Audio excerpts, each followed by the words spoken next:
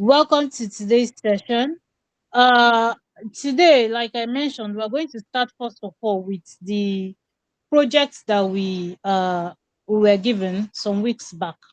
So, you guys will have to talk to us about the projects, how you did it, the kind of transformations you did, and let's see. Although I from the form I saw where some persons pinpointed, or most persons actually pointed out as their area of challenges. But I want to hear from you guys that did it.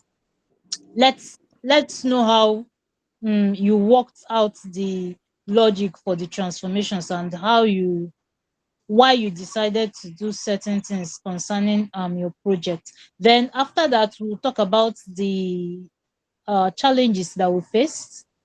Then we'll address some of that. Then we'll look at ETL and ELT, and where they are applicable in data engineering, or the industries where they are applicable. So that should be basically it today. So, before we start the walkthrough, Steve, are you logged in with your PC or something? Yeah, I'm trying to log in now. Well, my PC is not that fast, but I'm trying to Okay, log okay, in. that's fine. Go to data camp. No, no, don't. I'm just asking, so I'll know, because I would also do like a walkthrough, and I'd like it to be practical. That's Okay. why I asked. Yeah, I'm logging in. Okay, that's fine. Thank you. So, let's start. Since Steve is busy, a bit busy. Let's Marvelous. Let's hear from you. Uh, just tell us what you thought about the project, how you went about your own, because I saw your submission, and then also um how you decided on what you did anyway. So let's hear from you, Marvelous. All right. Firstly, I okay. Since we are still going to talk about the challenges, but let me just say this. One of my major challenges was how to interpret the question, but I just did it anyway. So what I did was to first import um the CSV file into the data lab, because I used the data lab Sorry, this thing. sorry to So cut I you. Sorry. Hello. okay. Please, sorry to cut you. You said one of your challenges was what? Interpreting the tax, like trying to figure out how to merge the this thing. The I was thinking, because of the differences in the structure of the data of the CSV and that of the API. I didn't initially know how to go about it. So Okay. but I later figured out something. So I later figured out something. So and that's how I got to do what I did. So what I did was to first download the CSV file into the data lab environment, because I figured out that I can't import it from my PC directly, since I'm using a cloud platform, something like that. So I first downloaded it into the environment, then I coded it um into the listing. I read it into the document that I'm working on, using the normal read CSV, PDB CSV. And before then, I already imported pandas and requests libraries. So after that, I also used one of the API. I used I think the World Bank API. Then I checked through one of their documents. Then I used it, that contains list of countries and all sorts. So I imported it into the document. So going forward, I I try to transform the CSV. There was no much to go about the CSV, but what I did was to um I changed the what do I call it now? I changed the data type of some of the columns for the CSV file. I think I changed that of okay. I think I changed the data type of some were meant to be values numeric instead of just they were objects initially. So I had to change some to uh, numeric, those that are required to be done through. Then I also filled. I discovered that there are some unfilled, there are some blank um, spaces. So I try to fill it to something something relatable, like adding unknown. Then I try to drop duplicate columns. Then also I try to do major cleaning. Um, that was all about the CSV file. For the API, what I did was to repeat the same process, just that in addition, I tried to remove unnecessary column because I realized that they are far too much in the API. So I dropped some unnecessary columns that are not related to the CSV. I was trying to merge the CSV and the API together so that they can work together. So then after that, um, after cleaning both of the data, the API data and the CSV file, then I use the merge function to merge two data together. And I use the country column to be the um, point of bringing them together, like just like we use inner join in SQL. So I use the country column to merge them together. And after that, I converted the document to a CSV file. So that was what I just made cleaning or unnecessary removing unnecessary columns and also doing necessary basically normally for both of the documents. So that was it. And I defined each of the process into function so that I can just call the functions instead of just repeating the same process. So that was what I did. Okay, okay, thank you. That was a good overview you just gave us of how you were able to go about the project. So I want to ask, you merged based on the country column from Yes, what you country just column. said. Okay, from what you Yes, said you merged based on the country column. Now, yes, because from the word, okay, on the API it was name. The countries column were titled name. So I had to replace I replaced the title to country so that I can use it together with the CSV. Because initially on the CSV it was country, so I left it like that. But on the API I had to rename the name title to country. So I used that to merge it. okay, that's fine, that's fine. So one thing I want to ask, another thing I want to ask is, in your calling of the API, did you call based on the the default API that was given? That was the one you used, right? No, I didn't use that because I realized that it's just a link to different APIs. So I had to just scout through the pages within the URL. So I had to just check through different links. So I was able to get one link that relates to countries, descriptions, the ISO, something like that. So I had to pick one of the APIs in the World Bank link you sent. Okay, okay, that's fine. So you didn't, I think you mentioned you didn't have issue understanding the documentation, right? Initially, I had, but with the aid of AI, I used the ability to just query to try and understand. So I was able to get it through at last. Yeah. So Okay, I that's initially fine. had picking Sorry. the apps. Okay, that's fine. Well done. Well done. Thank you.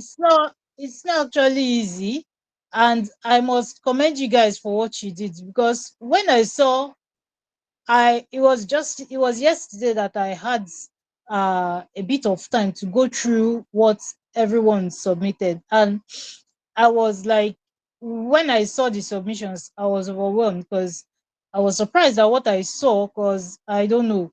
I and the Another thing that surprised me was uh most persons, because I thought the documentation would actually be the main problem, not even the transformation. I thought the documentation would be the main problem, but the funny thing was that most persons pointed out that understanding the documentation was like the easiest part for them. So I actually assumed that would be the toughest, but I got something else from your feedbacks. So well done, and Yes. congratulations. It was good that you attempted it. At least with this now, you will understand when you're facing challenges whatsoever, you know how to go about it and how to get what you want. So well done for that. Thank you. um Steve, are you ready for us? Yes, yes, I am. Okay, let's hear from you. Okay, the assignment was okay. It was very, very okay. There were some tasking parts. I believe why some of those parts were really tasking was because I've not gone through some parts of the course properly. So I had to like redo some things, then go through it. So I don't know, should I share my screen to my GitHub repository where I wrote the code? If you want to, that's fine. Okay. Let me share it now. Have I, did I leave the meeting? Okay. Just a moment. Let me enter the meeting again.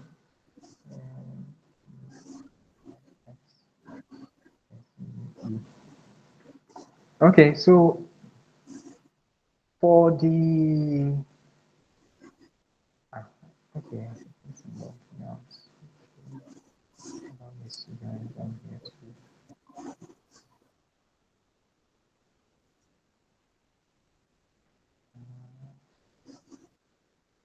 Okay. I'll share my screen now.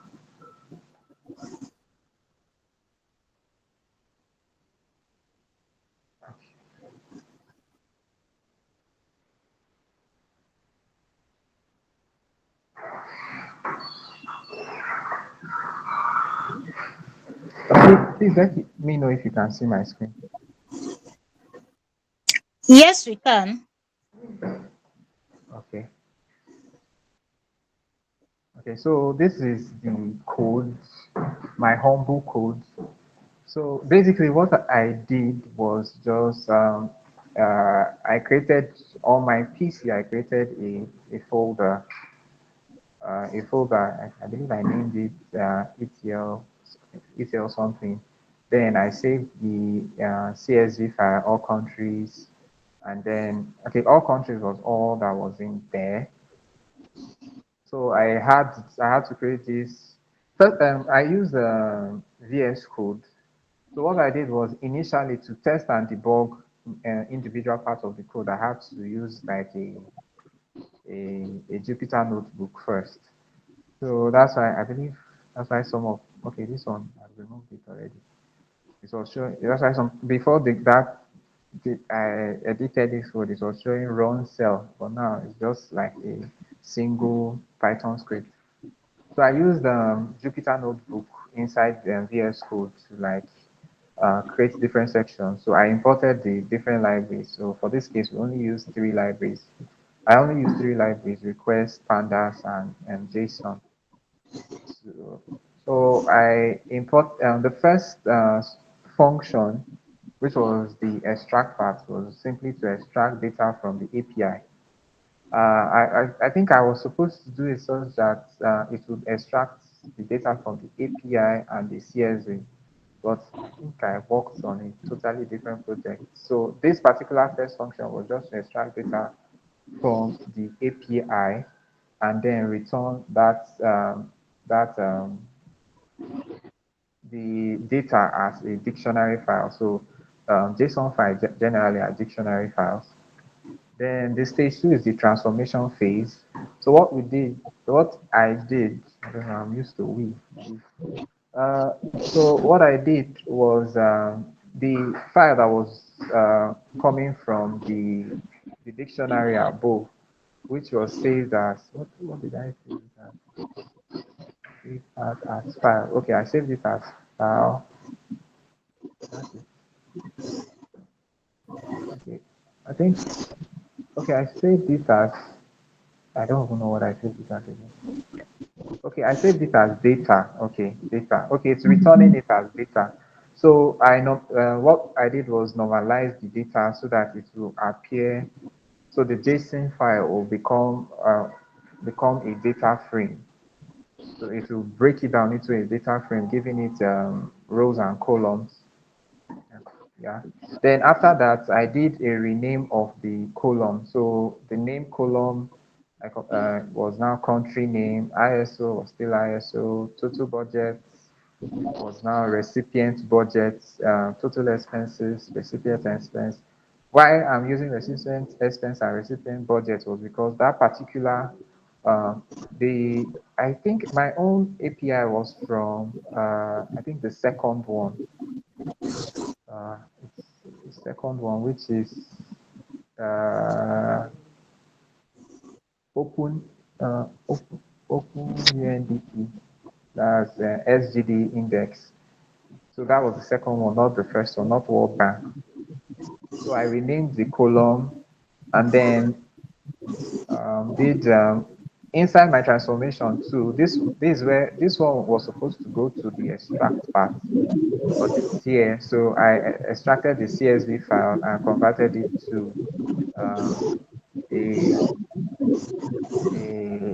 a, a data frame using pandas. And then I merged both data frames, the normalized data and the normalized data that I renamed. The reason why I renamed it, I believe, was because of this merge. So when I did the combination, that's merging the two data uh, here.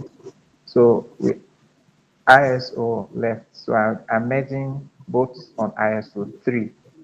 So the ISO code, because I believe the country names for both data sets were not the same. Some countries had a different data set, but the ISO 3 was always consistent. Then I filtered the rows. So there were some rows I didn't need. Uh, so there are some particular from the API data I extracted. We had some data sets where it was like a combination. So maybe you have African countries. So they were not exclusively countries, they were like continents or subcontinents in a way. So we have a continent, maybe Africa, maybe North Africa, things like that. So I filtered only um, deep, like regions where there is an actual capital and that's the capital, the region, and the continent was not null. So that's why you see drop NA. So if it was null, it will drop those regions and give me only countries that have capital. And then so I renamed it because I had like ISO code and country was appearing in both data sets. So I had to rename country name X on one of them to country name, and then on the others to just country. Then I returned this particular data set as clean. Then the last stage was loading it in as a CSV file.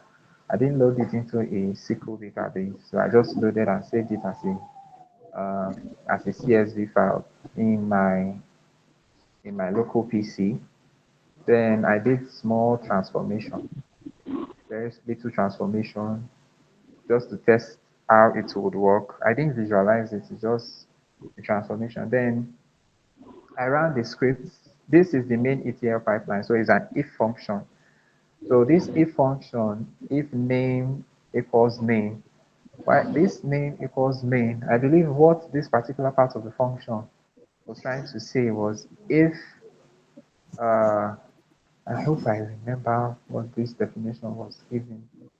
Like if this particular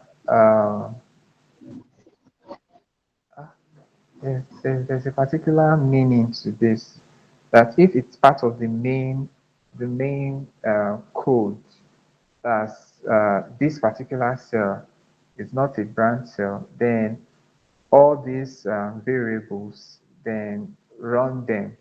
I don't know. I think I need to read back on them again so that I'll understand what this main actually is. And then it will just execute this code and return all these files. So the final CSV file, which is this SDG recipient claimed, if we look at it, we'll see SGG code, ISO, recipient budget. So the budget for that particular country, the recipient's expense, how much they budgeted, how much was their expense. So their SDG code. Okay, this code was duplicated. So I think one from both sides of the data. Okay, no, I think there was a reason for this thing being duplicated. Then SDG name. So which particular uh, sustainable developmental goal were they going for? So no poverty. We have reduced inequality, sustainable cities and communities, and then the country, and then their capital. I believe there's all the columns that were written. No. So we have other parts. We have the capital, the region, the continent, the area of that particular country, their population, and then their ISO 2 code. So generally, that was it for me. Then the transformation I did, well, I can't show it on Git because it's not. Then I also did version control for the entire pipeline. So everything I did here was from the Visual Studio Code terminal, pushing, like adding I added the repository from GitHub, and then I did git add to add my different uncommitted file, committed the file, did git push to push it to the main repository, which was this repository. Then I think there was a conflict because when I created the repository, there was already a README file in here. So I had to resolve the conflict and merge it.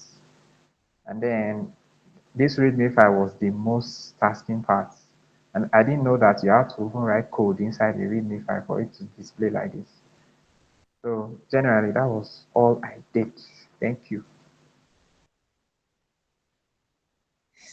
All right. Thank you very much for that, Steve. And well done for your project. That was very good, and your presentation was very, very good also. So I want to look at something. The README file. Let me see. I think yeah, go down. Wasn't it yours that I saw the project 3? Okay, no, it wasn't yours.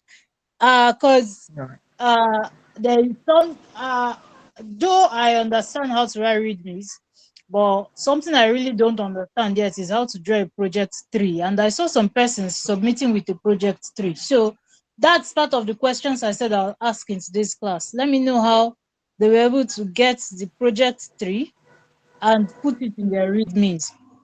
Was the Do you have project any tree like idea of how to an do that? image? Was it Huh? like an image? Was it like an image? No, that's what I really don't know.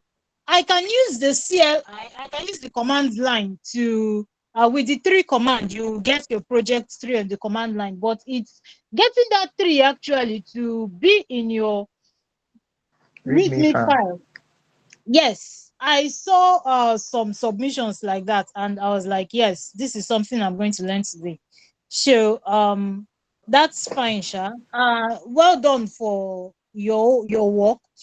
Uh Something you said, I think Marvellous also said the same thing, and now I'm just taking note of that. That's renaming a column so that renaming a column so that you join on that particular column. Uh in the merge, I'm just Yes. saying this now. In that merge method, there is something called left on and right on. Yes. So you can, without renaming the column you want to merge on, you can actually use that. So if say you have two from the two data sets, maybe country in one is country name, and in the second one it is country. So let's assume that from the left table we have country name having the country names of country. Then from the second table, assuming it's the right table, we have that column name as simply as country. So you can use those two commands rather than using on a certain column. You just say left on country name, then right on country name, right on country. So it will merge on both columns regardless of them being different names. So that's one thing I just picked from both your presentations, but it was good. And I also want to say well done again for your submission. It was very good, and thank you also for that. Yeah. Problem. So don't worry, you guys will hear from me hopefully by next week. So who else do we have here? Let me see.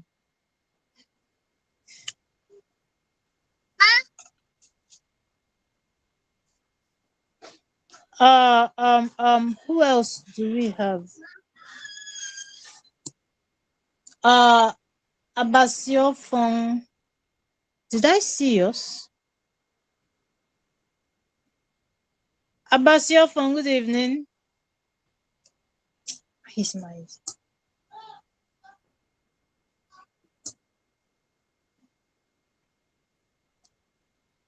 is she with us?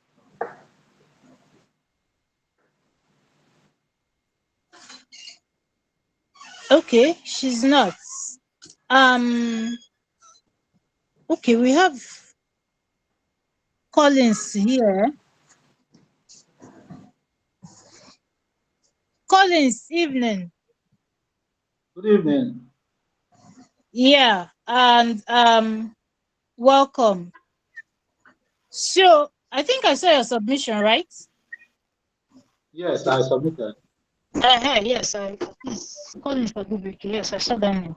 So we're still doing the walkthrough. So I would like you to tell us how you were able to do yours, the challenges you faced, and how you handled them. Okay. So it was quite difficult getting the data from the API because usually when I work with API, usually I look out for the documentation. But this one was not really clear because most documentation will tell you the endpoints and the different parameters that can use to fetch the data. So after going through the different fields, I kind of, let's say, stumbled upon the endpoints.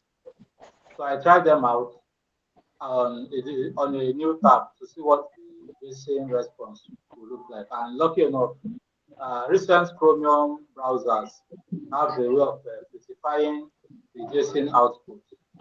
So with that, I was able to identify that some of them had samples where you click like a test, then you now see what will come out. Then they will now show you the different kind of parameters that you can use. So the different kind of variables you can use for the parameters. So with that, I did some samples. Then the challenge, another major challenge I have is fetching the response because for some APIs, we see you'll be able to set the number of results instead of having to paginate it. So you can put maybe results like set marks page, something like that. You can set it. But for one of them, I couldn't see something like that. So I tried to do a loop that will keep running through the pages until it gives me a failed response.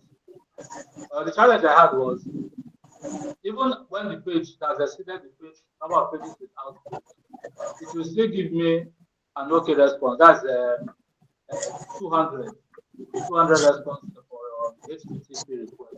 Okay. So knowing that the number of countries on the data is 266, which will not exceed 6 pages. So I have to limit the loop to a count of 6 so that I will not exceed it. Then I have to also add the sleep so it doesn't raise a DOD error because you keep on probing for response from the endpoint. Then after that, I did one of them was quite simple. Just do an expansion of the JSON response, but the other one had like a sub JSON inside one of them, so I had to do another sub expansion on that one. Then using the country data that was already provided for us, I used that one to as a center to merge both sides because one of them had an ISO 3 country code, and the other one had just an ISO country code. So I used that one in the center to merge both data sets. Then for adding it to data camp, it was quite easy because there are too many enough resources, several cheat sheets available to have to load the repo on data camp. And also I can also do it with the graphical user interface to import project files into GitHub. So that's how I was able to deliver on the assignment. Thank you. All right.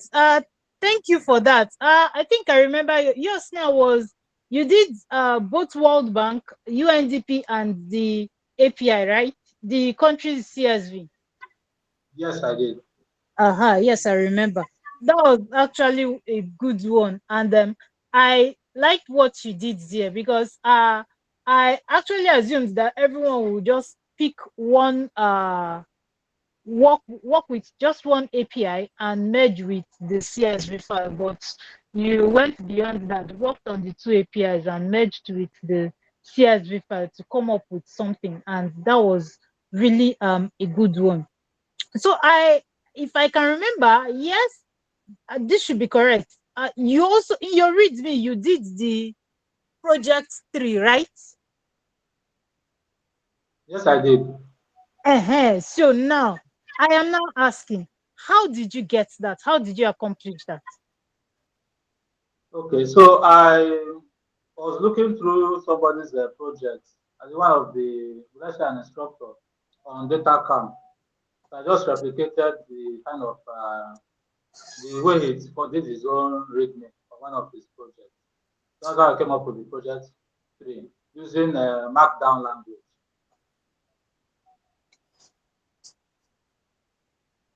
Okay, so I'd like you to do something for us. The video that you're referring to right now, please drop the link on our Discord channel so that we can go through it, because I also observed something, and that is also in the readme. I didn't actually realize that the GitHub courses that was assigned, that was given out, I didn't realize that the GitHub courses didn't actually capture how to write readmes. So when I saw most of the submissions, I saw that there was really no, some persons didn't add a readme to their project, although I haven't even written mine. But please, I'd like you to drop a link to that, and let us watch that video. If it's a course, please complete the course. So you'll also see how to write readmes for documents, because it is like the first port of call when someone opens your repository. That's the first thing the person will see. And it gives you a brief overview of what the entire project is all about. So Collins, please, I'd like you to do this for us. Drop the link to the video or the course on our Discord channel, so we can also add that to what we are going to study either this week or some other time. So please help us do that. and well done again for your submission. So I also want to ask, where exactly did you face your own challenge? Aside from the documentation, did you face any challenge for the transformation or any other place? Okay, so for the transformation, like I mentioned, one of them was just a simple expansion, straight up. Everything was fine. So another one had like a sub on one of the columns. So I had to, after doing the expansion, then I had to do another expansion, focusing on that already expanded column that still had some subdate, some JSON and columns like combined under it. So that was the only challenge I had during the transformation phase of the project. Okay, that's fine. Well done. That's nice. And kudos to everyone that submitted. You guys are doing well. Seriously, I saw your submissions and I was amazed. You guys are really doing well. For those who didn't, it's like I always say, you can study after studying, you don't put it into practice. It's really not that wise. I think it's better you, as you're studying, you're practicing, and it is in practicing that you actually get to learn more, because the videos cannot teach you everything that you need to know about a particular topic. It's when you practice, then you'll understand how things actually go. So please, for those who didn't submit, the file is still there. You can always do it at your own time, but ensure that as you're studying, you're also practicing so as to master the skills that we are learning right now. So thanks to all who submitted, and well done. uh in the submission, I mentioned that some places most persons found challenging was actually in the transformation and in merging the data sets. Now, I when I did mine, I did with both the UNDP, a separate one, and also the World Bank. And the easiest to merge was actually the I think it was the UNDP file. I think the UNDP was the easiest to merge. Yes, it was the UNDP because it had ISO 3 column. But the one that I found challenging was actually merging the World Bank. No, sorry, the World Bank was easier. The challenging one was actually the UNDP that had, despite after converting the JSON file to a data frame, there was still a particular, not just one, there are several columns that was like a list, combination of lists and dictionaries. So that was the part I found challenging also. How to break everything down in one go. That was the place that I also found challenging.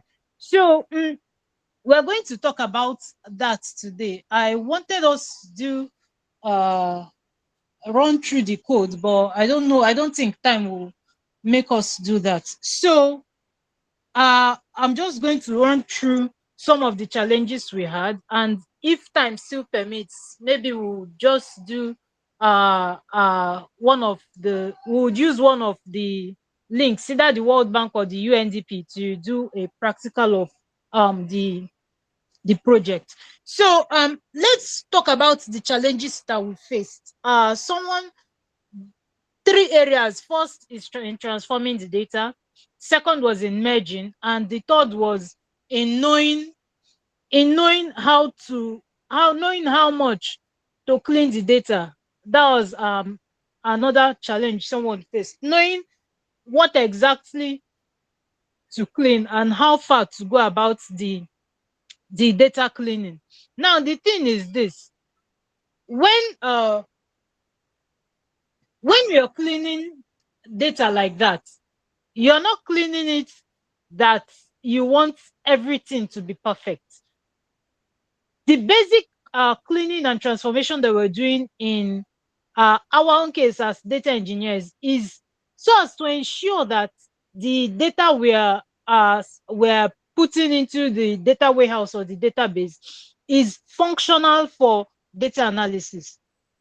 Our aim is for to provide data that is functional and data that makes sense according to the business context that we are working on, not necessarily for doing a perfect cleaning job. For perfect cleaning, that is left for the data analysts, because once they get the data, they know exactly what they want from the data. And if the data, if they need to do additional cleaning to get what they want from the data, then they do the perfect cleaning. But for you as a data engineer, yours is to ensure that, number one, the entire data that is moving from your data pipeline, it's functional. It is going to answer the questions that the analysts need to answer correctly. The data is correct, you have none missing. You're also going to tackle duplicates. So these are basically the things that we look out for when we talk about data transformation in data engineering. We are not going deeply into data cleaning to clean all the rows that are needed. No, rather you select, the columns that are that will be of benefit or that are required for the end user, and you ensure that whatsoever data that you have is going through your pipeline is data that will exactly be what the end user needs. So before you know how much you need to clean, first of all you have to understand the data set.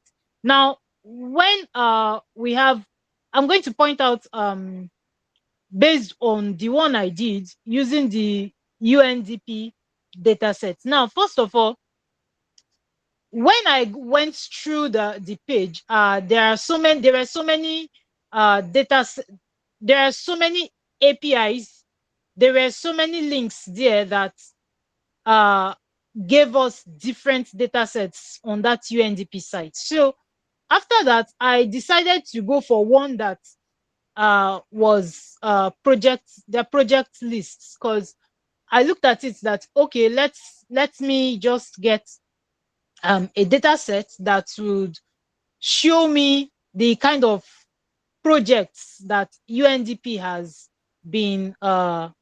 has done in certain countries. And I decided to go for I think a year range or something. I think 2000 to 2004. 2000 to 2004. So I got that.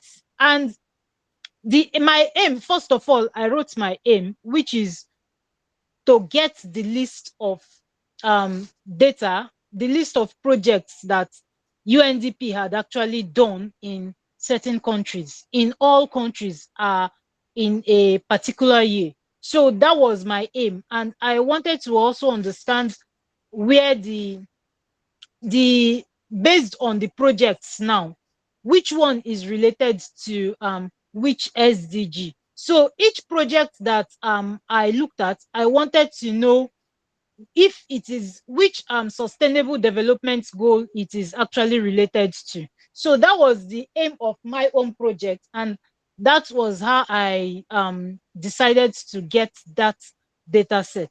So on getting it, I had to look at it and understand the columns, the kind of records that came in for the through the API. And I also checked the columns that were not actually required.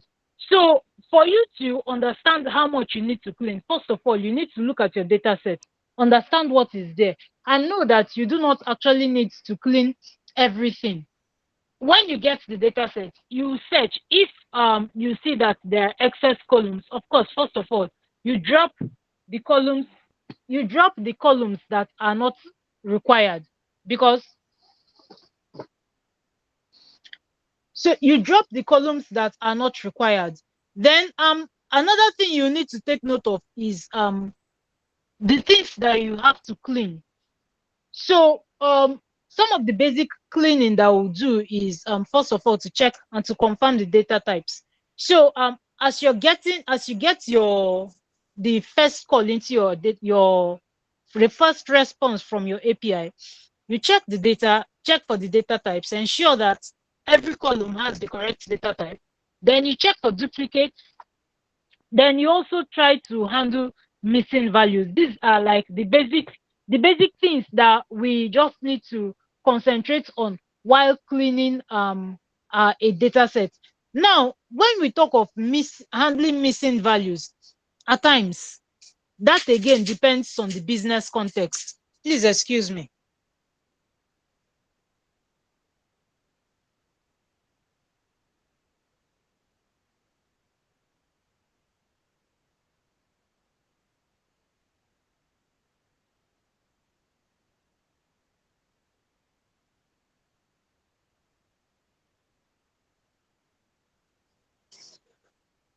Sorry. So I was talking of handling missing values. Now, before you decide on how to handle a missing value, you also need to understand the context and what you want from your data. Now, I'm saying this because when I worked on the World Bank data set, I picked an indicator, and what was that indicator? Research, I think research and development. Research, I think is okay, amount of GDP, total GDP spent on research and development. That was the indicator I worked on from World Bank. Now, what I noticed was in the value gives you the percentage of GDP, the amount, the percentage that was actually spent by a country on research and development. Now I noticed that most countries had no records in that value field. Now, rather than filling those that column with 0 because it's an additional field, it's an integer field, and so rather than filling the null values with 0, I chose to leave it like that because the 0 would actually lead to misinterpretation. Now, according to the documentation that I read, null values meant that the countries did not report any value. So if it is written as 0, there would actually be a problem in the final analysis because 0 indicates that the country spent nothing, no amount of the no, the country actually spent nothing on research and development, whereas that isn't the case. The case was that the country reported no value. So that's how we look at that. So when you're handling missing values, it is important, but before you put anything, any missing value, before you add anything, make sure that you understand business context the business context and what you want from your data before handling missing values. So that's the extent we have to go in knowing how much you need to clean your data. Understand first of all that the cleaning is not to get a very, very perfect data set, but a data set that is functional and answers according to the business context or according to the scenario that we want that data set to answer. Then I'm talking of transforming the data set. Now, we know that as long as data is collected by humans, it will always be messy. So transformation is definitely needed in any data set that we encounter. Now, one thing we have to also understand is that there is no no straightforward way in transformation. The transformation you perform actually uh, depends on the data set that you have. So the transformation that you do depends on the data set. Now, still going back to the two APIs that we worked on. if you got World Bank records, those ones are actually, they are flat, like there was no nested column in World Bank data set. So the only thing, I think the only transformation, that the main transformation was actually to drop certain columns that had null values, or certain columns that were actually empty. That's like the main transformation that was done for World Bank. But that of UNDP was actually not the same thing, because UNDP, as I mentioned, even after using the JSON normalize for the general data set, when you transform it to a structured data frame, you would see certain columns that had that are in form of lists and dictionaries. So certain columns from the UNDP, despite normalizing it, were still in the form of lists and columns. So there was need to perform further cleaning on those data set, on that data set. So that's data sets gotten from UNDP. So my point actually is that when transforming transforming data, there is like no single straightforward way that we will say, okay, once I do this, the transformation is done. No, it largely depends on your data sets. However, there is a way that I usually use to go about it. Now, first of all, what do you do when you get the data set? You first of all look at your data set and determine first, what columns do I need? What are the columns that I need to keep in this data set? Now, after getting those columns, you now look at those columns and determine what sort of transformations you need to ensure that these columns are in, like we said in during our SQL class, in its, at least in its first normal form. At least get the columns to be in its first normal form. Then after determining the transformations that you will do on such columns, you do the transformations. Then after that, you also check to confirm the transformations that you did, and always ensure that after such transformations, you check for duplicates.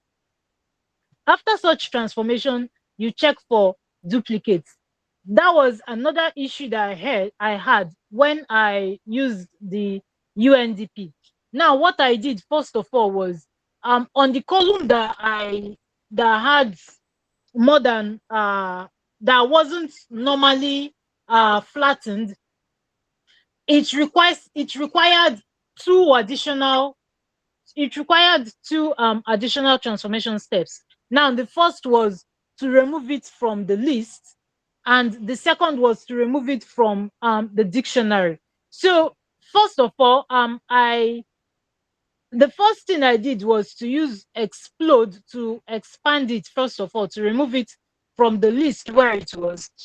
And after doing the explode, I did a JSON normalize. Now, unfortunately, I did it in such a way that the explode was done in the main data set. And after normalizing, I had to do one or two more transformations, and I ran into multiple duplicates of the same, of a certain column. At the end, I had over 700 duplicates. So I had to run it back and do it all over again. Now, this time around, what did I do? The column that I needed to normalize, I removed it. I extracted it from the main data frame itself. After normalizing that column, I then joined it to the main data frame. So with that, I was able to eliminate the issue of duplicates. So if after the first transformations that I did, I didn't go ahead to check for duplicates, I would have had duplicates of about, I think it was 722 additional records. So I would have had that much number of duplicates, giving me a total of 1000 and something records rather than 200 and something. So that was the issue that I had. And because I checked to validate the transformations that was done on that data set. That was why I picked and I noticed the duplicates sometime. Did the transformations once another, did the transformations all over again, and um joined both tables correctly and came out with data sets that didn't have any form of duplicates. So when transforming data, these are the things that we should also take note of. Then we come also to merging data sets. Now, when you merge, the main function used to merge is pd.merge. Anyway, Now, the main function is pd.merge. That is basically it. And I think it's in that's why I added that course, joining I think joining data in Python also. That's why I added that course to our assignments for last week. So to merge data sets, the main function we need is the merge pd.merge function. Now, before you merge, what do you need to understand first of all? Both data sets that you're looking at, first of all, you need to understand the unique key. And this is where also most of the things that we did in SQL, this is where most of them also come to play. First of all, you need to understand the unique key that can link both data sets. Which key do we have that is in data set A that is also in data set B? If we have a column like that, then we can join both data sets based on that column. Then also you need to understand what kind of relationship they have. If they have a one-on-one relationship, if it's a one-on-one relationship, then you know that if, for example, data set A has 100 rows and data set B has 120 rows. If they have a one-on-one relationship and you decide to have a left join, you decide to do a left join to get your final data set, you will know that at least your final data set should have 100 columns, because should have 100 rows, sorry, because the number of rows uh in table A, in the left table, is 100, and you're using a left join. And not just that, it also has just one-on-one relationship between both tables. So you'll know that at least the number of records your table should have is 100 records. Then also, you'll also need to understand, if it's not a one-on-one, is it a one-to-many or a many-to-many? Now, if it's a one-to-many, you now know that even if you do a left join, there is a possibility that you will get more than, if your left table is 100, you will get more than 100 records in your final table. So these are the things we need to understand, first of all, between two data sets we want to join or we want to merge before performing before performing the merge on both data sets. Then after understanding that, you know what you want from your data. Do you want a data set that would give you everything, a combination of both table A and B, or do you want just a final data set that will give you basically what you have in the first table? These are the things, again, you need to consider. Then you determine, that will now help you determine the type of join that you're going to use to merge. Are you going to merge it using a left join, a right join, inner join, or outer join? So, but when we use the merge, I think the default is inner. So these are the things that you need to consider when you want to merge two tables, two or more tables. So when we talk of when we talk of merging both tables, now I'm going to use the one in my own case, the UNDP table that I worked on. I wanted the situation where I think it was on both set. Now, the main thing that I needed from both tables, what I needed, the main data set that I wanted to get was something that will concentrate mainly on either the UNDP, the one gotten from UNDP, or the one gotten from World Bank. So I just needed everything on either the World Bank or the UNDP table. Now, I didn't care much about the one on the country's side, because I just believed that data set is just simply to enrich the information that we have gotten already from UNDP and WH and World Bank. And so when I decided to merge mine, I used a left join with the API data on the left and merging with the country's data on the right. So with that, I just got ensured that every data extracted from the API was intact. But any country that wasn't listed on the data extracted from the API was actually dropped and was not part of the main table. Now, when I worked on when I did, I think it was World Bank that used countries. Yes, I think it was World Bank that used countries to merge. I ran into another challenge, and that was this: the country name was just not the same thing in so many countries. I think about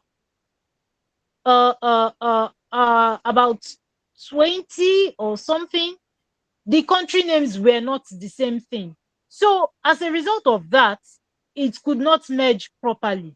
Now I had to start investigating. I had to look into the data sets all over again. That was after merging. I had to look into the data sets all over again to see actually the countries that did not merge properly. And when I got the list of the countries that, though it was present in the all countries table, but simply because they weren't the same name, something like South Sudan, table A had it as Republic of South Sudan, and then table B had it simply as South Sudan. So looking at that, you will see that both of them will not merge because they are not exactly the same thing. So I had to start renaming. I had to rename all those countries that were not the same on both tables. I had to rename all of them so as to ensure that they were the same on both tables before doing before doing the final merge. So in essence, what I'm saying is this: merging data sets, you need to understand the columns that you're using to merge, and ensure that what is in column A, what is in table A, is exactly the thing that is in column B. And when you merge it, and it would not give you any error. And after merging, also check and ensure. How you check is mainly by using the info method, because that gives you the number, that clearly gives you the number of duplicates for each columns, sorry, not duplicates, the empty uh null values for each columns.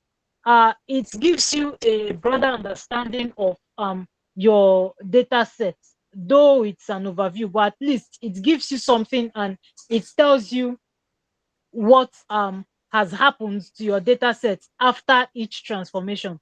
So that was how I did the my own merging. Then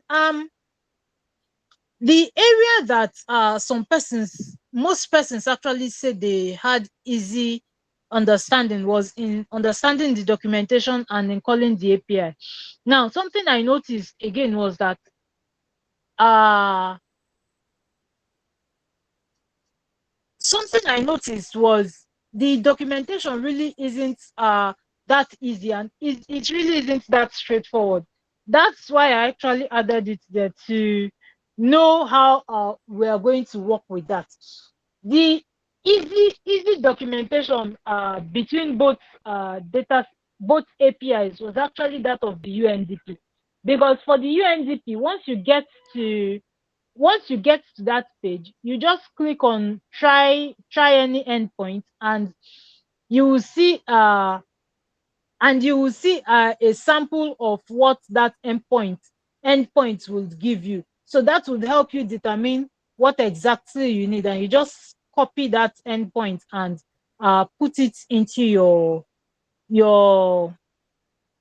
put it as your URL variable and get your data set.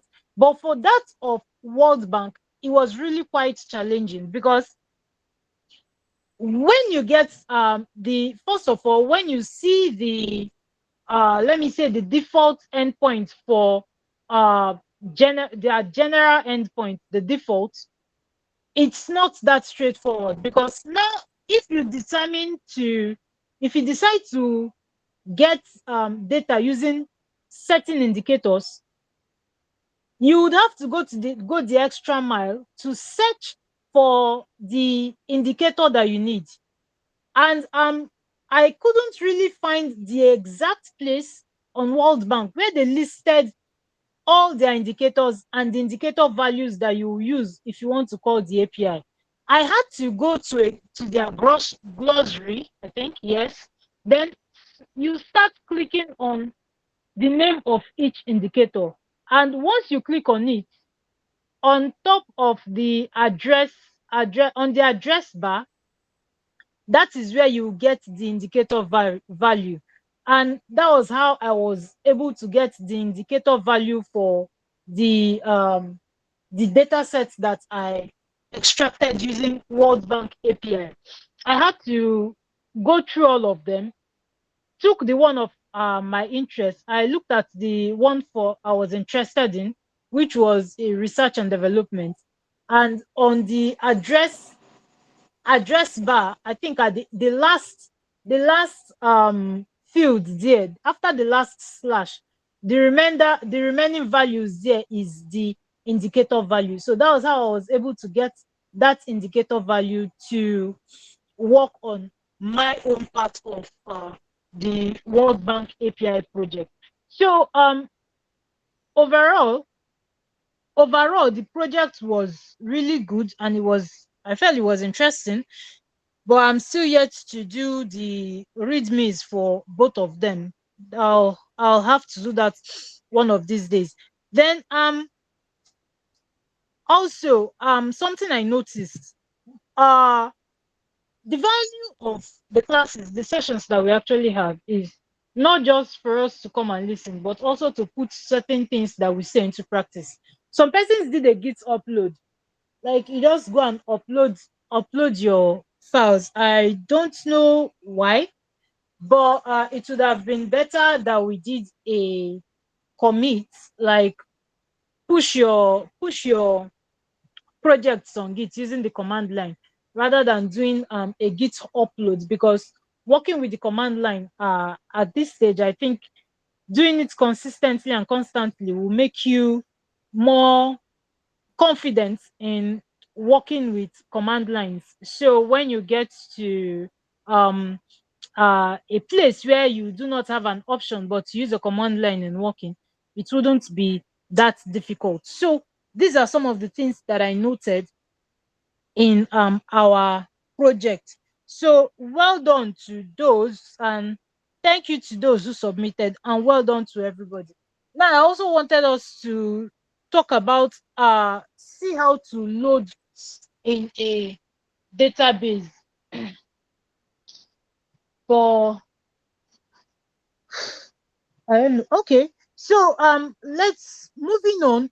I want to believe that from what we did last week, after storing in a CSV file, the link that Steve sent to our Discord channel, that we actually did, at least attempted storing it now in a database and not as a CSV file.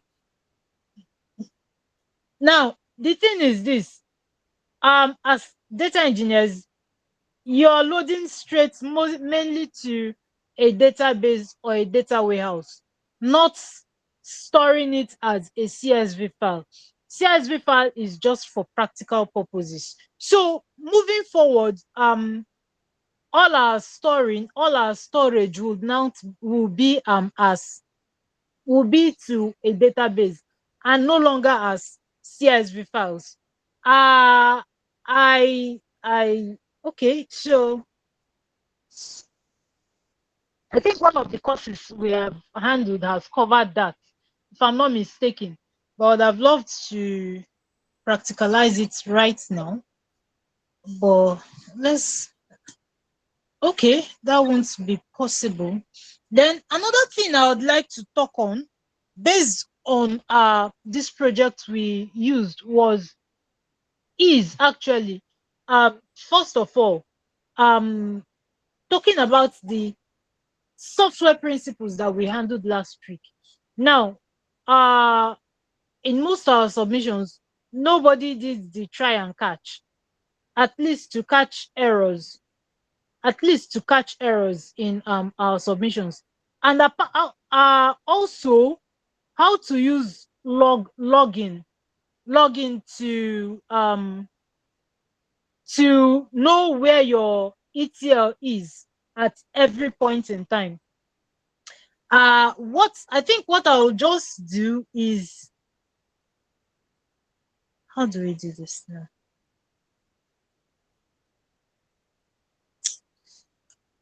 Okay. Is anyone on his or her PC? Steve, do you still have your PC? Yes, I do. Okay, maybe. Okay, if we can just do a quick one. I'll just show how to do use login for ETL. Please just open a fresh workbook on data camp, and then we'll use just show simply how to use login Okay. to do that. Okay. So Why I try to open that? I have a question because yeah. okay, let's hear. So I was working on a project this week. Um, I was trying to get some news data, like financial news data from a particular website, and the website doesn't actually have an API. So I had to scrape data directly from the website itself. So I just had to use what we learned during the data camp course. And then I discovered something, that there are some specific sites that when you try to use request on them, it doesn't work. It will give you a 402 error. Why? Because it's asking for certain verifications before logging in to show that you are human, not like an automation trying to get data from the website. So I had to like look for an alternative, and the alternative was you use this Selenium library to actually simulate human logging or human use. So if the Selenium, what Selenium does is to open a Chrome browser and then go directly to the page and then extract the HTML part. So there were so many transformations I had to do. I even saw that there are different, that the HTML file didn't have a direct JSON type structure. So I think that what ChatGPT called that structure was JON. So it was more complex than in JSON. So I had to do so many things just to get the JSON parts to like format it to an actual JSON format and then extract the data. So I believe as data engineers too, we will work with multiple tools and like because now in data camp we didn't get to learn about cases where the request library will not work like this case now. So you will now have to use something like Selenium. So my question is how what ways can we study further so that we'll know the different tools to apply for different scenarios? Okay, so how I'm going to how I'll respond to this is this. You mentioned that study further about learning. You said? Just like you said, you just had an experience. And how did you get this experience? Because you decided to do some project. There is no amount of learning you will do that will top actually working on projects. It is when you work on something, you face challenges, you face certain difficulties, you see new issues arise, then you'll be forced to find how to solve those challenges. And that's why I always preach learning by doing. You don't depend solely on data camp. I think I've mentioned this. Data camp would not give you everything, but you will get like the basic knowledge, and you will know that this is how at least to handle certain files. The learning is it's not exhaustible. So what you do is you keep practicing, and as you're practicing, you're facing different challenges, and you find out how to overcome those challenges so that you get what you want. Like you just mentioned now, you said the name of the file is like a jump file, right? Yes, John, Jon. Yeah. JON. Yes, it's not completely JSON. Yeah. Uh-huh. And I think I'm just hearing this one now.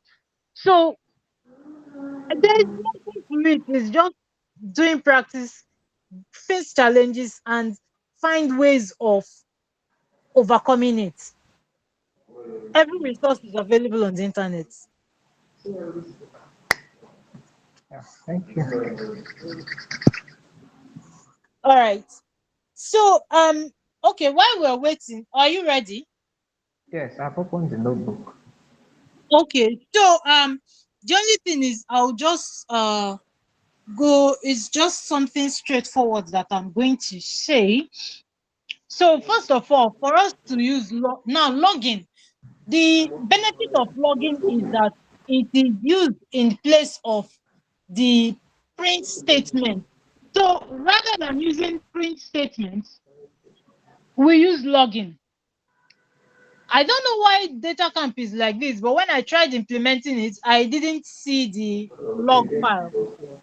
But I will just go straight and I'll just say how to implement this.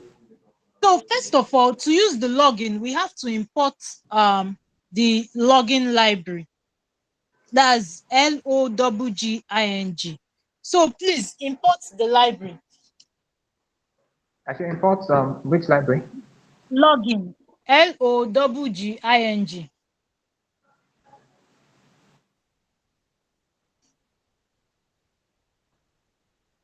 Exactly. So yes, that's it. Now, this is the library that helps us. What it actually does is when you run on it, when you run let's say we have an extract function. When you run that extract function and you put a login there rather than a print statement, now what it does is it creates logs every time your function is run. Every time you run that function, it creates logs like the print statement, but this time around you're not seeing the statement itself on your as your output. It is saving it into a log file, and at the end you can simply go to open your log file and you view the number of times that you have run that extract function or all your functions. You view the number of times that you have run the ETL, and if there are any issues whatsoever, you will see everything in the log. Now, the difference with the print is that, first of all, a login is it is preferred to using just a basic print statement. A basic print statement, as it says, would give you just the print as it is, but a login has other additional things that you can add to give your logs more meaning. For example, in your logs, you can have you can format it such that it will save the time you run a certain program. It will save the time. It will save the message. If it was successful, it's going to store it there. If it had error, it is also going to store it there. So for the log, what we're going to do first of all is you get the you're going to declare the basic configuration. Now, what you do is after importing log, please no, just another give Another cell. another block. Yes, another cell.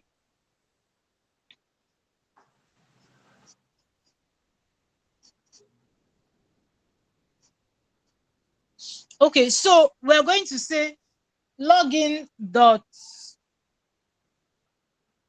Login basic dot. config. Yes. Is it login, the complete login, like Login, the login, same login that you imported. login dot basic config? Yes. Base capital C. No, the second C is capital. Aha. Yes. So just as you typed that, I thought there are some parameters that showed there. And from that parameters, we Okay. can see first of all is the file name. Now, the file name is you can give it will be the name where your logs will be saved in.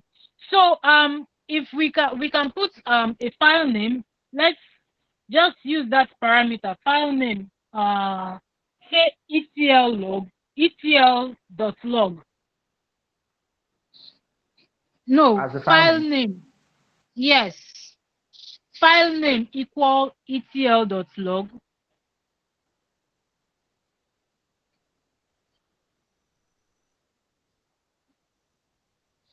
No underscore.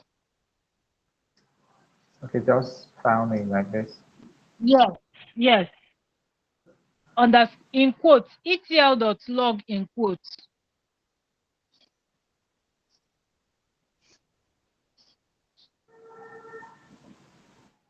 All right. So we're just going to do the basics of logging. Then next, we're going to talk about the format option. Now, the format option, what it does is it gives you the format of how your logs will be saved. If you want to save only the message, if you want to save only the message, you use the format option to save just the message. But at least for you to know what time to record every time that the file is run, it is always good to add a time, and then we can say a message. So basically, we can just have time and message, and this will tell us anytime the file runs, it would save the time that file was run, and also gives the output message, either it was successful or not. So next, just give us a comma and format. Format. So format will be equal, yes, in quotes. So first, we're going to start with special character. Now this one is going to give us the time. So we have the percentage sign. Percent. Yes.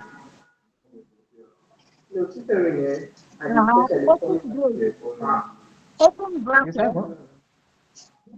Open bracket. Like parenthesis or square bracket. No, just normal bracket. Then we have ASC time.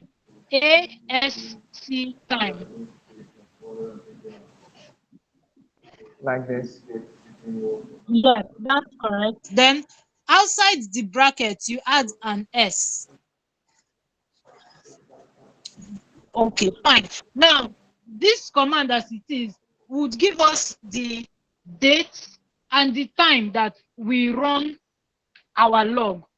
The format gives us what is going to save in our log. Now, if we run it like this, if we leave just this format like this, it is only going to store the time which the file was run into our etl.log file. So we're going to add other things. We're just going to add the time and a message. So we will need a divider, something that will separate time from message. So let's use a less than or a greater than sign. Let's just use a greater than sign. No, let it be inside the bracket. Yes, like a space, then less than. Thank you. Less than So or then give greater us than. another anyone greater than. It's just going to appear like that. So then write another as percentage sign.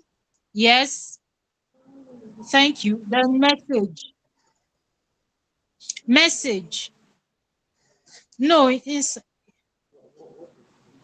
message. Then S at the end. All right, thank you. So now using just these two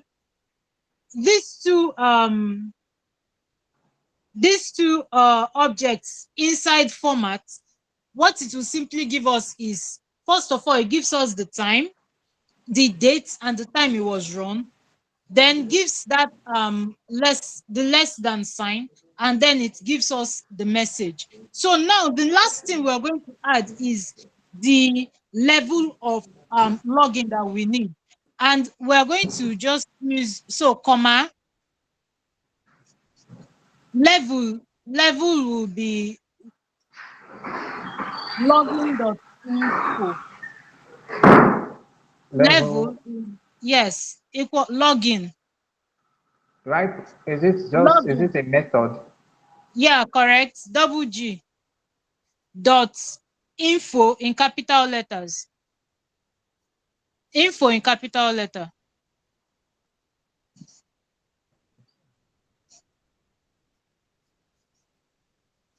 Okay, so now login.info tells us we just need it. We are not going deep into error or debugging. We just want information, and that information is what we are going to see on our screen on the log file anytime that we run the ETL. So this is basically how we get our login. Now, what we now do is when you run your extract statements, now rather than using a print, please just put in another code block. Just write like print something.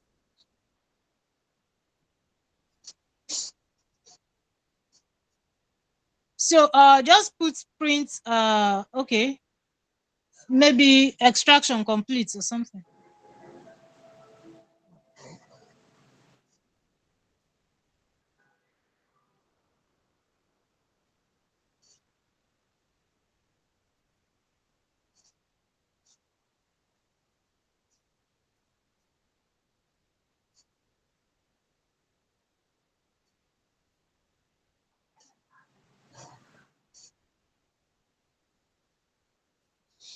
Extraction Okay. complete.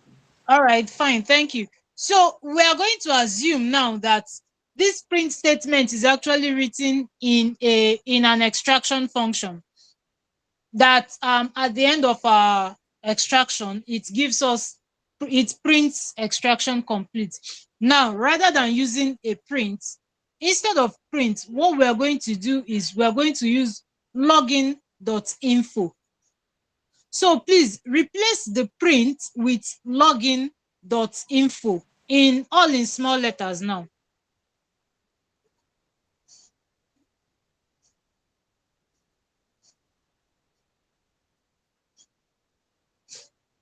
All right, that's fine. So this is how we use our logs.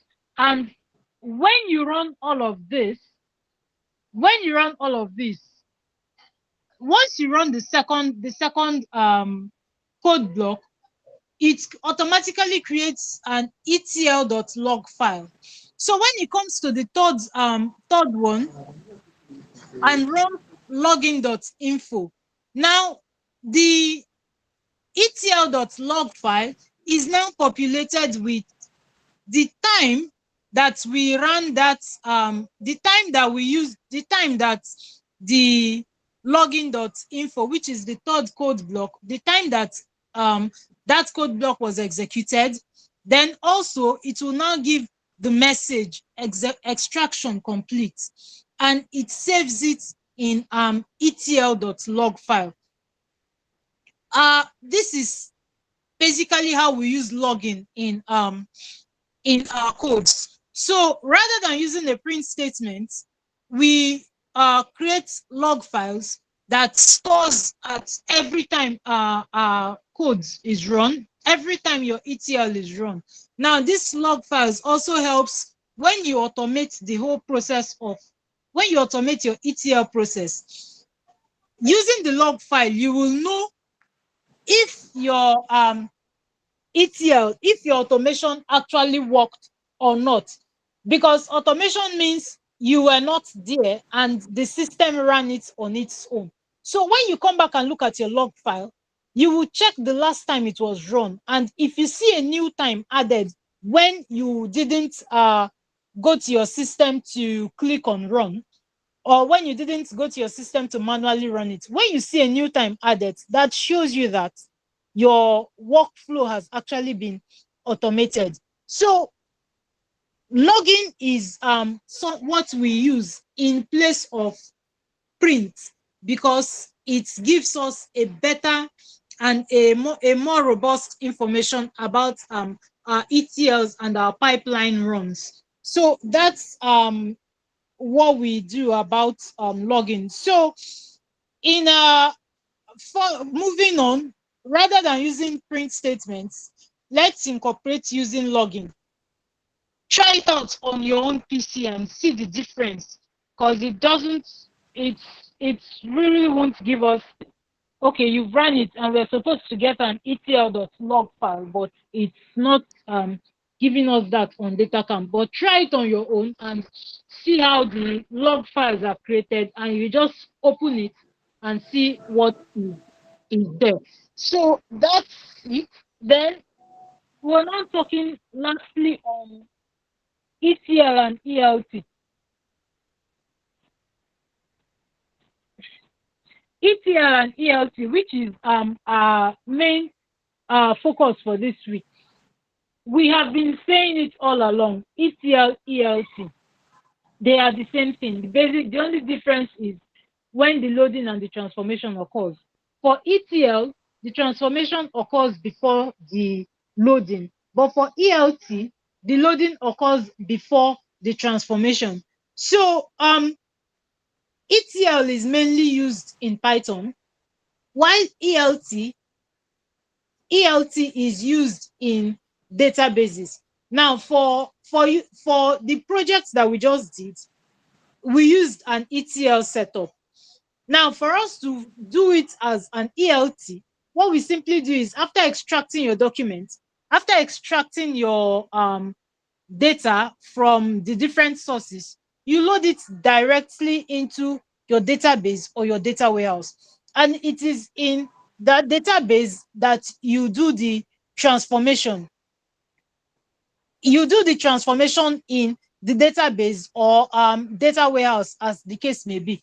Wherever you're loading it is where you're going to do the transformation. And after that, you create the appropriate schema and appropriate tables that can be used by the end users for the analysis. Now, like, if you guys remember when we talked of data warehouses, and we talked of the three stages available in a data warehouse, where we talked of the stage that accepts the raw files, which is the staging. Then we talked of the transformation, and then we talked of the presentation. Now, when data comes into a data warehouse, that is where it gets to the staging layer, and it stays there. Then the transformation occurs, and finally it is being stored um in the presentation layer, where it's ready for analysis and for those who actually need that. So that's the difference between ETL and ELTs. ETLs are mainly used in Python, but when we talk of ELT, the transformation is mainly done using the database. And when we talk database, we know the language that is used by databases. It's either SQL or one of its flavors. So we also need to understand that in modern systems, ELT is actually what is being used, because modern, especially in tech companies, they are the ones that make use of cloud technologies. So when you talk of industries that make use of cloud technologies, the main system they are most likely going to be using is the ELT system, and not the ETL. Now, when you talk of ETL, it could be, let's say, industries that are in health sectors that do not make use of much data and do not really require the use of cloud services. Now, those industries, they rely heavily on ETLs, whereas those that are mainly into cloud systems, cloud technologies, that stores their data on the database, their data in the data warehouse or in any cloud system. Those are the systems those are the industries that make use of ELT. So let's just have that at the back of our minds. So in case you're going further and you you determine the industry where you would really love to work, your industry of focus, using these two means you know where to focus your strength on. Are you going to focus on ELT, or you're going to focus on ETLs? So if you're going to be focused more on tech and cloud related technologies, then you should be focused on understanding how ELT works and how transformations are done in databases and all that. So that is where we are going to call it a day. This is past 8 already. So please, if you have any question, please let's hear it now, based on what we have said so far.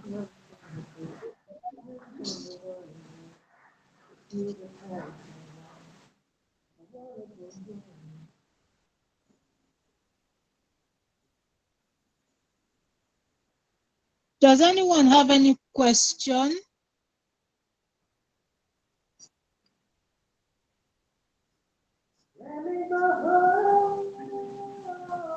The video for okay, because yes, the video will be made available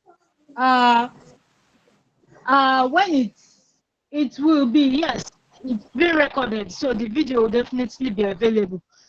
But if you do not hear if you do not get the notification on Discord, check at least between now and Thursday, or between now and Wednesday. Check, or between tomorrow and Wednesday, check AICA YouTube channel, AI Community Africa. Check the YouTube channel, and you will see the uploads there. It will surely be uploaded.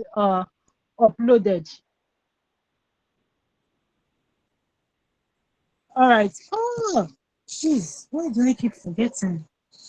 I've forgotten attendance again. So does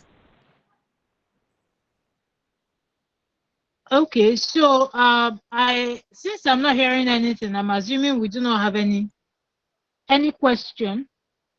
So let me send the attendance. Jeez, sorry for sending it this late. Please write your attendance.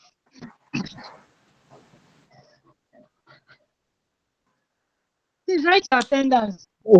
Please, the attendance is not still clickable. Like last week, too, I couldn't sign because it was not. I couldn't click on the link. Are you using Same is happening now. your phone? Are you using your Yes, I am. phone? Yes, I And am. that's usually the problem. That's But usually the previously, You it problem. could was just copy the link from it the was comment. clicking on my phone, but it was last week and today now that I'm experiencing this. Okay, You please can can even copy the someone link. So. send it? Maybe it's from my system or something. Can somebody else resend that? Okay, Please let me try. resend the link. Let him try and see if. Okay, thank you, Marvellous. It's the same thing. It's Still the is it same the thing. same thing? Yeah. Yeah. Let How me do we do try it from. then now?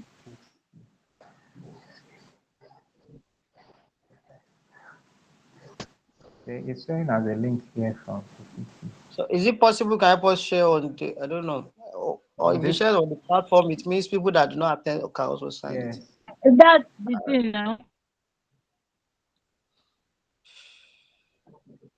Okay, I don't know. Can I drop people my WhatsApp contact? If you can help me share there, if it's possible. Okay, just send in your WhatsApp number and Okay, I'll thank you. I'll send this to your WhatsApp. Okay, thank you. Thank you. All right, you're welcome. So anyone that has that issue, please also send your WhatsApp number. I'll drop it for you on WhatsApp.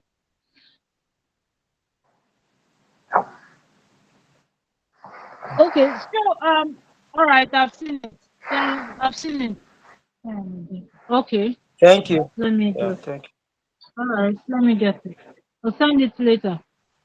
So I just want to just give a few information. Now, first off, the feedback form that I mentioned last week. The feedback form mentioned last week. I hope you all have filled it. Looks like it's everybody's. All right, let me get this one also. Okay, so the feedback form, I hope you all have filled it. Please, if you haven't filled that, please fill it. It is at least for the community to understand where to make changes, how to improve, and at least know the places that they can make adjustments for those coming in front.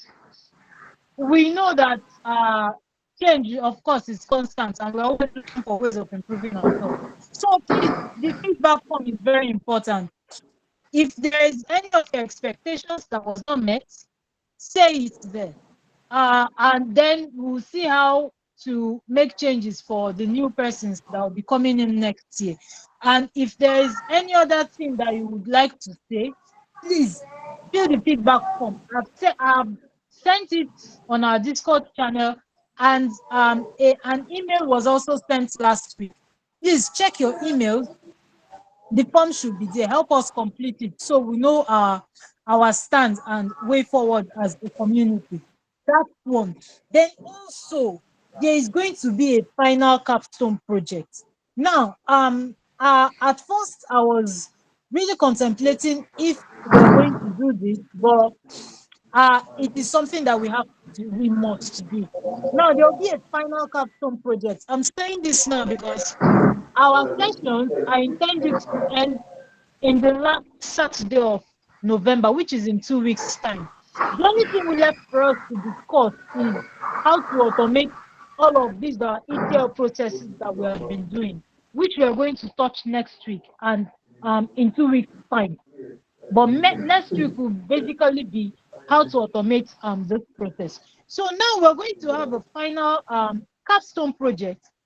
I would have to start working on that now. And in that project, we are going to do everything that we have discussed from the beginning. Now, the idea I'm having about this is, since we have already done an ETL in this last project, the final one will be an ELT.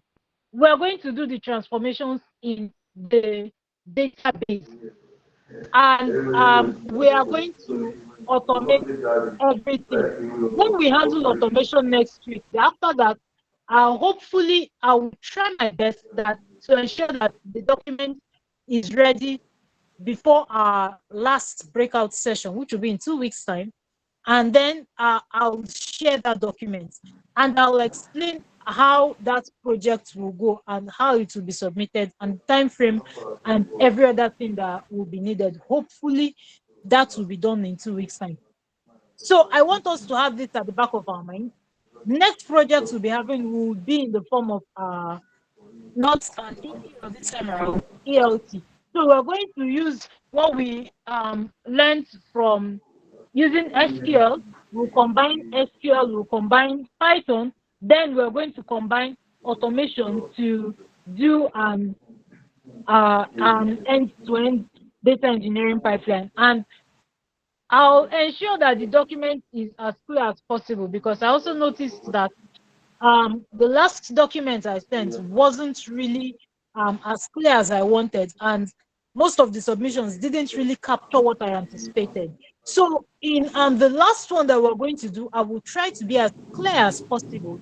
And please, if you have a question and you do not understand, I am always reachable on Discord. Send me a message and I'll respond to that. So this is just for us to prepare our minds against the last capstone project that will be. And additionally, let's note that this last one will be graded. I'll ensure that I put the grade metrics in the document so you would know what to expect. Now, in the project, we're going to also talk of, well, we'll be expecting after writing your pipelines that your code will encompass data validation. You're going to add the software principles that we mentioned last week. You try and you ensure that you catch errors and all of that. So most of the things actually that we have been studying all of this while, everything will be captured. Most of them would actually will be captured in the project, and that is the metrics that will be used for grading. So I want us to have that at the back of our minds. And also, we're going to have enough time, of course. We have the whole of December that will have to get the second certification, which is the main data engineering professional certification. So for those that are all yet to do the SQL certification, I'm pleading, ensure that you see how to register right now and attempt it. Because if you keep postponing it, it will get to a time where you won't even have the opportunity to go for another trial when that's if you fail it. Of course, we hope no one fails. We're hoping that everyone passes at once you register this time around. But please, if you are still yet to attempt it, register. We've done SQL months ago. Do the registration, attempt it, and if the outcome is not successful, you still have time. You still have ample time to go and do it all over again. So that at the end of at least these 6 months, even if you do not come out with the 2 certificates, you are sure of coming out with one. And that one definitely counts for something, because I can tell you that some persons even spend up to a year and they do not get any certification. So if you can get at least one, preferably the two. That will definitely count for something. So please, I want us to also have um all of that at the back of our minds. And of course, as usual, once we finish this class, I'm going to send in our assignments, which is going to be Apache Airflow. I think that's the only course that is left for this data engineering in Python class. The rest are projects, if I'm not mistaken. So that is it from my end today. Does anyone have any comments or any question before we go? This is 17 past.